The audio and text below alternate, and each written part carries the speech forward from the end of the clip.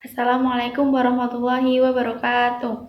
Bismillahirrahmanirrahim. Alhamdulillahirrabbilalamin. Wassalatu wassalamu ala asrofil anbiya wal mursalin wa ala alihi wa sahbihi ajmain amma ba'du. Alhamdulillah kita bisa ketemu kembali walau dalam keadaan di rumah aja. Walaupun begitu, kita harus tetap semangat belajar, semangat beribadah, dan semangat buat tetap produktif walaupun di rumah aja. Kesempatan kemarin kita udah belajar tentang macam-macam zakat, pengertian zakat, tujuan zakat. Nah, kali ini kita akan belajar tentang kurban dan akikoh. Nah, di sini kita akan belajar mengenai kurban dan akikoh. Kan sering nih teman-teman udah sering banget mesti dengar kata-kata kurban, kata-kata akikoh, bahkan banyak dari teman-teman yang waktu kurban sama akikoh itu hadir dalam penyembelihannya ataupun ikut dalam pelaksanaannya. Tapi kita di sini akan belajar lebih rinci lagi tentang pengertian kurban, hukumnya, waktu, dan juga hikmahnya. Nah, kita mulai.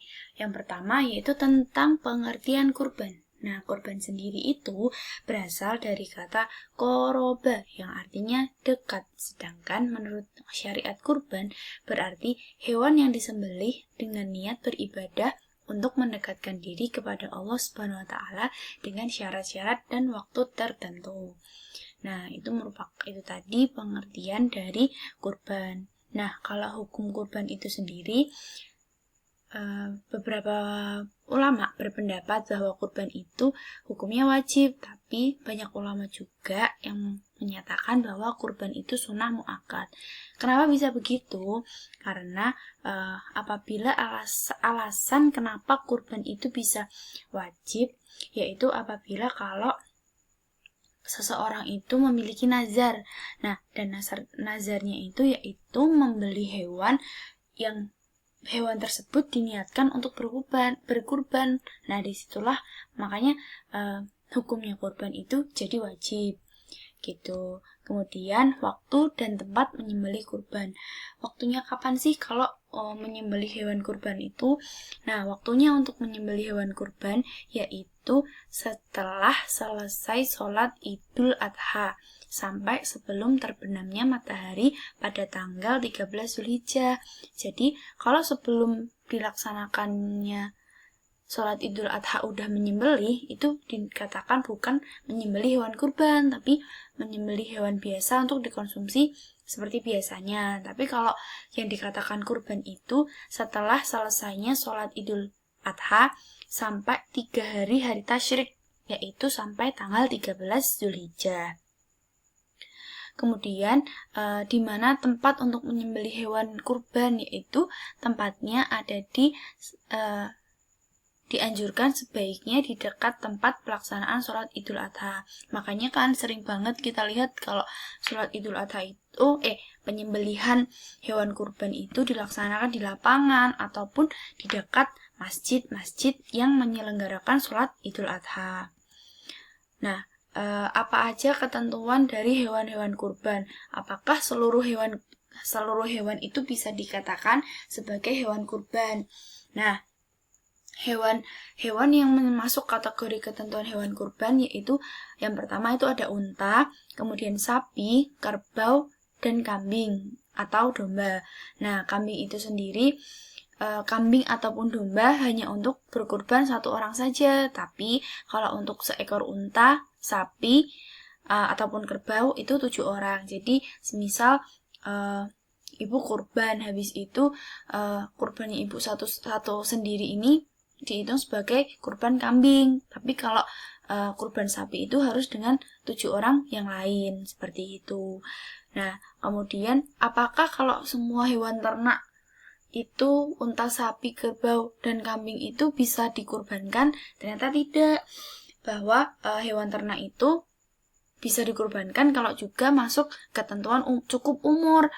Nah, ketentuan cukup umur itu apa aja? Yang pertama yaitu kalau domba itu sendiri sekurangnya berumur 1 tahun atau telah tanggal giginya. Tanggal giginya itu udah copot giginya. Kemudian ada kambing. Kalau kambing ini minimal itu berumur 1 tahun. Nah, kalau unta minimal berumurnya 5 tahun, kalau sapi atau kerbau sekurangnya berumur 2 tahun. Apakah umur itu juga udah cukup?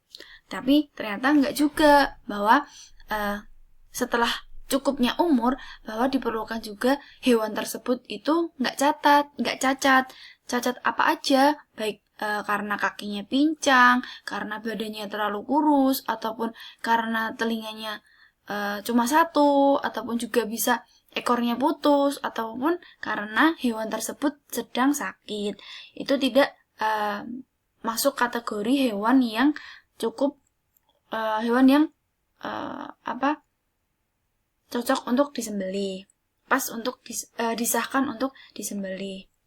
Selanjutnya yaitu ada pemanfaatan daging hewan kurban.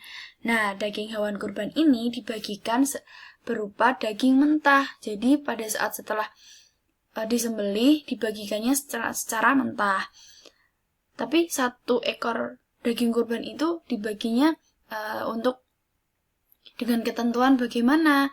Yaitu yang pertama, ketentuan sepertiga untuk yang berkurban dan keluarganya. Jadi sepertiga dari hewan tersebut diberikan kepada keluarganya. Kemudian ada sepertiga untuk fakir miskin dan sepertiga lagi untuk hadiah kepada masyarakat sekitar, atau juga bisa disimpan agar sewaktu-waktu bisa dimanfaatkan. Nah, kadang nih kalau dari kita ada yang ikut bantuin menyembelih hewan kurban, atau cuma ikut ngulitin aja, atau bahkan cuma ikut masukin daging ke dalam plastik. Nah, kita kan kadang waktu istirahatnya kita bisa dapat makan, makanya dari hewan kurban itu tadi kan. Nah, itu diambil dari sepertiga yang dimanfaatkan untuk masyarakat di sekitar. Jadi untuk kita yang membantu gitu. Nah, kemudian tapi kalau ada hewan kurban yang 100% itu diberikan kepada fakir miskin apabila orang yang berkurban itu udah bernazar bahwa daging kurban bahwa dia bernazar berkurban pada tahun itu gitu. Jadi daging tersebut wajib diberikan seluruhnya kepada fakir miskin. Pihak orang yang bernazar tidak berhak untuk mendapatkannya. Kemudian ada sunnah dalam menyembelih. Nah, sunnah yang dalam menyembelih itu ada apa aja? Yang pertama, melaksanakan sunnah-sunnah yang berlaku pada penyembelihan. Nah, sunnah pada penyembelihan ini apa aja? Yaitu ada diawali dengan membaca basmalah. Kemudian ada membaca sholawat. Nah, hewan kurban tersebut diarahkan ke arah kiblat. Terus badannya itu digulingkan ke arah rusuk kirinya. Jadi digulingkan untuk supaya kepalanya itu menghadap ke arah kiblat. Kemudian memotong pangkal lehernya, kemudian memotong urat dari kiri ke kanan leher hewan. Selanjutnya yaitu ada membaca takbir yang biasa dikumandangkan secara bersama-sama. Kemudian ada membaca doa. Yang terakhir yaitu apabila orang yang berkurban itu bisa menyembelih hewannya sendiri. Nah, apabila diwakilkan, disunahkan untuk orang yang berkurban itu hadir dalam penyembelihan hewan yang berlangsung, gitu. Yang terakhir yaitu yang terakhir dari kurban ada hikmah dari berkurban itu sendiri. Hikmahnya apa aja? Untuk orang yang berkurban, dia hikmahnya bisa menambah kecintaan kepada Allah, juga menambah keimanan serta ketakwaannya terhadap Allah Subhanahu wa taala. Kemudian ada bertambah semangat dalam hidupnya. Nah, bertambahnya semangat ini hikmah dari orang yang menerima hewan kurban. Jadi dengan dia sebagai orang yang mendapatkan hewan kurban, menjadi semangat hidupnya kayak gitu. Kemudian yang selanjutnya ada memperkokoh tali persaudaraan, karena ibadah kurban melibatkan semua lapisan masyarakat. Nah, kalau kita biasanya melaksanakan ibadah kurban, itu kan biasanya kita nggak mungkin kan sendirian. Ada beberapa dari masyarakat yang ikut membantu. Nah, disitulah juga kita memperkokoh tali persaudaraan. Selanjutnya yaitu menumbuhkan dan meningkatkan kesadaran beragama, baik bagi orang yang mampu maupun yang kurang mampu. Nah, di sini kan ada konsep memberi dan menerima, bahwa untuk meningkatkan kesadaran bahwa kita itu saling membutuhkan, seperti itu. Selanjutnya yaitu ada akikoh. Nah, apa sih pengertian dari akikoh itu sendiri? Akikoh yaitu berasal dari bahasa yang berarti rambut yang tumbuh di kepala bayi. Sedangkan menurut istilah yaitu binatang yang disembelih pada hari ke-7 atau kelipatan 7 dari kelahiran bayi. Nah, disertai dengan apa? Disertai dengan mencukur rambut dan memberi nama pada anak yang baru dilahirkan. Jadi di dalam adanya akikoh itu kita menyembelih hewan, kemudian memotong rambutnya dan juga memberikan nama pada bayi yang baru saja dilahirkan. Kemudian ada hukum akikoh. Nah, hukum akikoh ini yaitu adalah hukumnya sunnah bagi orang tua atau orang yang mempunyai kewajiban menangguhkan nafkah hidup si anak, si bayi tersebut. Nah, dalam sabda Rasulullah yaitu menyatakan yang artinya setiap anak tergadai dengan akikohnya yang disembelih baginya pada hari ke-7, dicukur rambutnya dan diberikan nama. Kemudian ada jenis dan syarat hewan akikoh.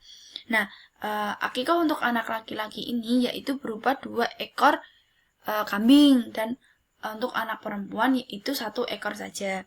Nah, binatangnya yaitu adapun binatang yang dipotong untuk akikoh yaitu syarat-syaratnya sama seperti binatang yang dipotong untuk kurban, yaitu umur dan sehat secara jasmani maupun rohani itu tadi. Nah, sedangkan kalau pada daging kurban disunahkan memberikannya itu sebelum dimasak ataupun pada saat mentah. Kalau pada akikoh yaitu diberikannya atau dibagikan kepada masyarakat itu sesudah dimasak, jadi berupa makanan yang sudah matang. Kemudian ada waktu menyembelih akikoh. Kapan sih sebenarnya waktu untuk menyembelih akikoh itu? Nah, waktu untuk menyembelih akikoh itu ada pada hari ke-7 kelahiran bayi tersebut. Nah, kalau hari ke-7 mendapatkan halangan ataupun udah berlalu harinya, itu bisa dilaksanakan pada hari ke-14. Nah, kalau hari ke-14 juga memiliki halangan, itu bisa dilakukan pada hari ke-21. Yang penting itu kelipatan dari angka 7. Yang terakhir yaitu ada hikmah akikoh. Hikmah akikoh yang pertama yaitu menunjukkan wujud rasa syukur kepada Allah Subhanahu wa taala atas rahmat dan karunia yang telah dilimpahkan kepada dirinya, yaitu sebagai bentuk rasa syukur atas kelahiran bayi tersebut gitu. Kemudian untuk menambah rasa cinta anak kepada orang tua, karena anak merasa telah diperhatikan dan disyukuri kehadirannya di dunia, dan bagi orang tua merupakan bukti keimanannya kepada Allah Subhanahu wa taala.